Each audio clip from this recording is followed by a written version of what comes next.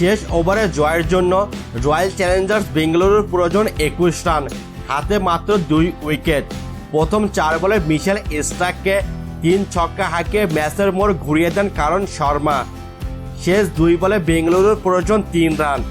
এমন সমীকরণে ব্যাটারদের পক্ষে বাজি ধরত যে কেউ, কিন্তু স্রোতের বিপরীতে সাগর পাড়ি দিয়ে তীরে এসে তরি ডুবালো বেঙ্গালুরু। পঞ্চম বলে স্ট্রাইকের লো ফুল টাসে ফিরতি ক্যাচ দিয়েছেন কারান। শেষ বলে যখন 3 রান প্রয়োজন তখন 1 রানের বেশি নিতে পারেননি শেষ ব্যাটার হিসেবে উইকেটে আসা লোকি ফার্গুসন। তাতে 1 রানে জয় পেয়েছে কলকাতা নাইট রাইডার্স।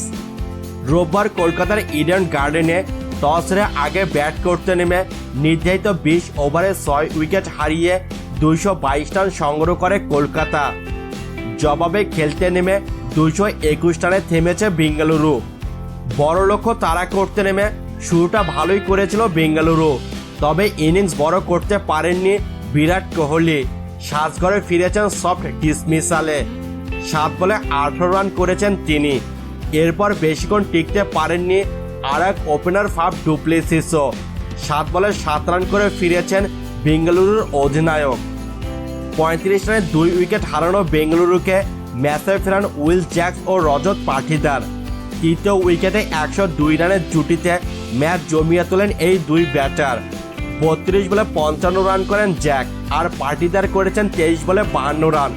তবে মিডল অর্ডারের সুবিধা করতে পারেননি ক্যামেরন গ্রিন, মাহিপাল রোমরোরা।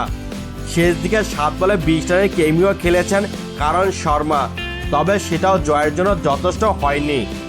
এর আগে শুরুতে ব্যাট করতে নেমে রীতিমতো ঝড় তোলেন ফিল সল্ট। 14 বলে 48 রান করেছেন এই ইংলিশ ওপেনার। তবে আর এক প্রান্ত বেশ ভুগেছেন সুনীল নারায়ণ। শেষ পর্যন্ত 15 বলে 10 রানে ফিরেছেন এই ক্যারিবিয়ান। মিডল অর্ডারে নেমে দলের হাল ধরেন সিরাজ আয়ার। এক প্রান্ত আগলে রেখে অধিনায়ক খেলেছেন 50 রানের ইনিংস।